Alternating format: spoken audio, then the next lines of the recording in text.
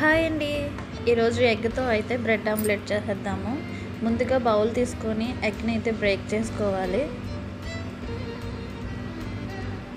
Break చేసుకున్న బ్యాటర్లో కొద్దిగా salt, కొద్దిగా కారం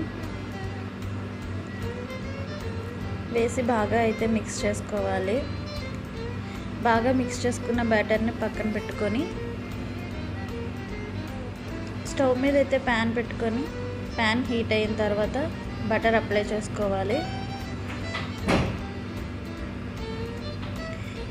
ఇప్పుడు ప్రిపేర్ చేసుకున్న బ్యాటర్లో బ్రెడ్ని అయితే అటు ఇటు ముంచి బటర్ అప్లై చేసిన ప్యాన్ మీద అయితే వేసి అటు ఇటు రెండు వైపులా కూడా బాగా కారనివ్వాలి. అంతే, ఎంతో ఈజీగా టేస్టీగా ఉండే బ్రెడ్ ఆమ్లెట్ రెడీ. మరిన్ని వీడియోస్ కోసం సబ్స్క్రైబ్ చేసుకోండి.